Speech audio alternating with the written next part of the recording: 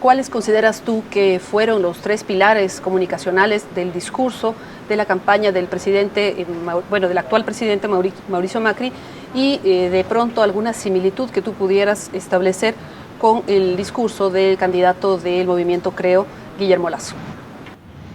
Bueno, en principio creo que los movimientos que se han dado, los movimientos progresistas que se han dado en los últimos 15 años en América Latina, creo que han llegado a una etapa de estancamiento en cuanto no hubo una renovación de figuras políticas, más allá de los proyectos. En ese sentido, los que han sido opositores durante estos años también han creado una estrategia que con sus más, con sus menos, podemos encontrar algunas similitudes. De hecho, el partido gobernante es una alianza en Argentina hoy entre Unión Pro, el radicalismo y algunas fuerzas también menores, ¿no es cierto? Pero es la alianza Cambiemos. Y bueno, digamos, teniendo en cuenta que Lasso va por la alianza por el cambio, entonces desde ahí se hacen esa estrategia. Obviamente que la palabra cambio tiene una carga muy, muy pesada cuando ya se vienen de periodos largos, ¿no es cierto?, periodos políticos y económicos largos. En ese sentido, siempre hay que trazar algunos paralelismos. Acá en Argentina Macri tuvo como ejes, como tres ejes principales. El primero fue pobreza cero, el segundo fue unir a los argentinos y el tercero fue la guerra contra el narcotráfico. Pero los principales ejes fueron unir a los argentinos, considerando que durante el gobierno de Cristina Fernández hubo una polarización de postura que llevaron a lo que los medios de comunicación fueron denominando y fueron instalando como la grieta acá en Argentina. Entonces Mauricio Macri proponía o prometía sellar esa grieta y unir a los argentinos. Y el otro, en un segundo orden, estableció como uno de sus lemas de campaña pobreza cero. Algo que cada vez está más difícil de poder concretarse en este país, habida cuenta que, según estudios de la Universidad Católica Argentina, la pobreza ha aumentado entre un 5 y un 6%, según sus mediciones, desde que asumió Mauricio Macri a la fecha. Y entonces, ¿cómo verías las similitudes que tuvo este discurso de Macri con el de Lasso, que promete 1 millón de empleos, que promete un cambio y que también habla pues mucho sobre la corrupción de este gobierno? Sí, en ese sentido es interesante analizar cómo también acá en Macri también se paró en la corrupción, en la supuesta corrupción del gobierno de Cristina Fernández. Lo cierto es que con el correr de los meses lo que se ha empezado a encontrar son que los casos de corrupción están ligados a su partido, a su persona o a personas de su entorno, con lo cual uno empieza a vislumbrar que la corrupción tiene que ver con algo más estructural que una u otra figura. Me parece que la corrupción en los círculos de poder están arraigados justamente por eso, porque simplemente por donde circula el poder es lógico que circula el dinero, y si circula el dinero la corrupción va a estar ahí para acrecentar los intereses de esas personas, digamos, intentar adjudicarle la corrupción a una persona u a otra, o a un gobierno u otro, es hacer un análisis simplista. La corrupción tiene que ver con un sistema, me parece, y en ese sentido adjudicarlo a un gobierno me parece un poco arriesgado. Incluso primero estuvo ligado Mauricio Macri a la figura de los Panama Papers, que acá en Argentina, más allá del blindaje de ciertos medios hegemónicos, pasa algo muy, muy interesante. Como se le adjudica a Macri, Macri viene ya de una familia millonaria, ¿no? El padre ha creado un imperio alrededor de la obra pública y de los contratos con el Estado. Claro, entonces como Macri es millonario, digamos, que se lo vincule con offshore en Panamá, no sorprende demasiado. En ese caso, Matías, ahora que mencionas tú las offshore en el exterior, Ha habido una denuncia que ha sido recientemente presentada por el diario Página 12 que menciona al candidato de la derecha de Movimiento Creo, Guillermo Lasso, en tener 49 offshore en el exterior. Cuando se le pregunta a Lasso sobre ese tema, él de alguna manera desvía la atención y dice que lo que tiene que hacer el gobierno de Rafael Correa es presentar la lista de Odebrecht cuando esta lista está bajo un acuerdo de confidencialidad y no se puede presentar. ¿Cómo ve este discurso de pretender negar este tema cuando sí es algo que lo saben todas las personas y que él mismo lo ha aceptado, que tiene un banco en Panamá, el Banco Banisi?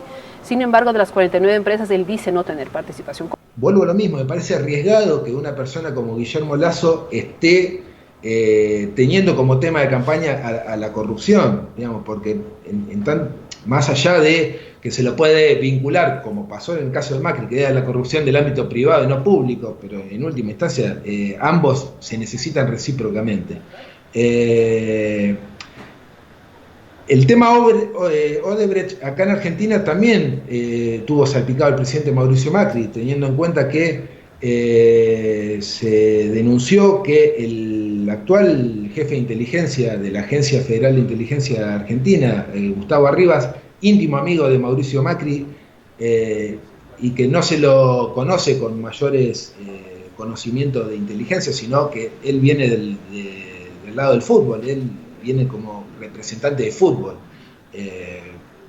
lo cual también hace pensar qué hace un representante de fútbol en la agencia de inteligencia, por más amigo que uno pueda hacer, porque se lo acusa de haber recibido de Odebrecht una coima que ronda alrededor de los $500.000 para reactivar la obra pública acá en Argentina.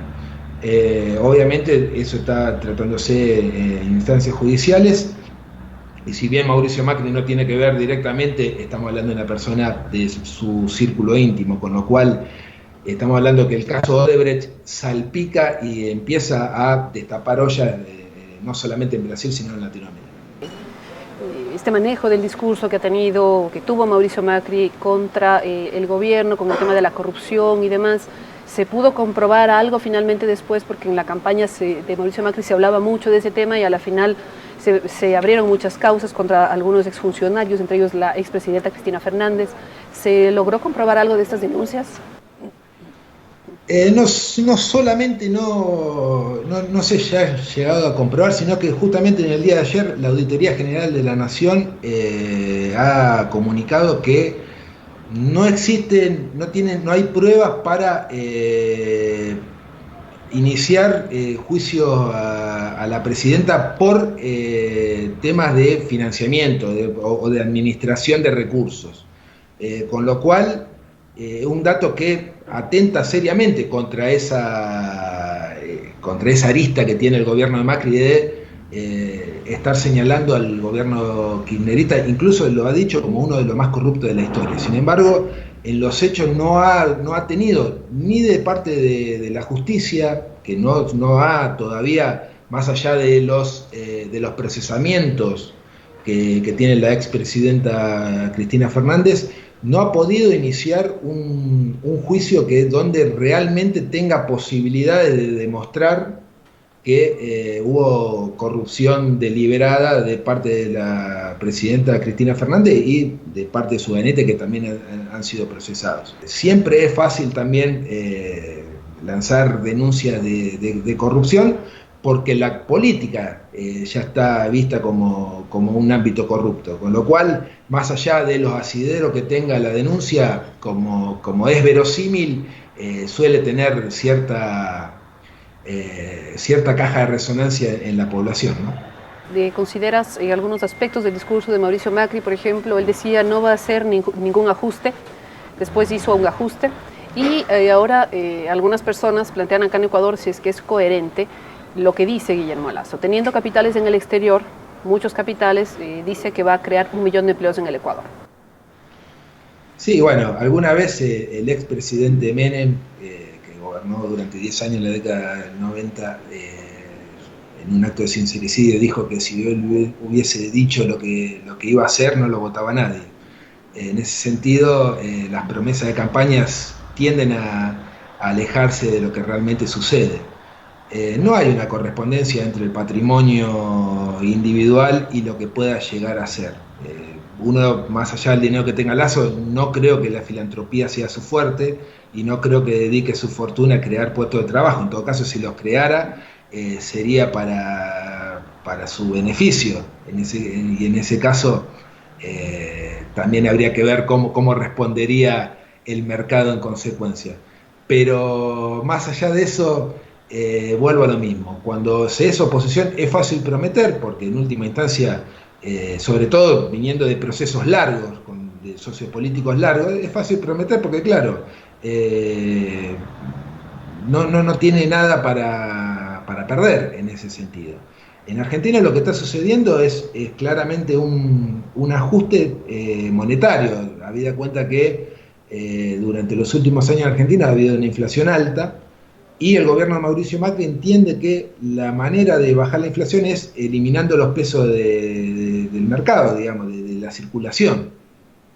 Para eso ha establecido un mecanismo de letras, de emisión de letras del Tesoro, para de alguna manera secar la plaza pública de pesos. Lo que está sucediendo es que es muy rentable en dólares, entonces vienen muchos capitales extranjeros, compran esos pesos, pero claro, tienen la posibilidad de retirarlo a 28 días con un 2% o 2,5% más de lo que invierten, con total libertad de sacar los capitales sin ninguna clase de impuesto, con lo cual la mayoría de las inversiones que se están recibiendo tiene que ver con el capital especulativo. ¿Cómo debería analizar el electorado ecuatoriano el tema de una persona que viene del mundo empresarial, que podría considerar la gente que realmente va a trabajar por la mayoría de la población, una persona que viene de un grupo de poder?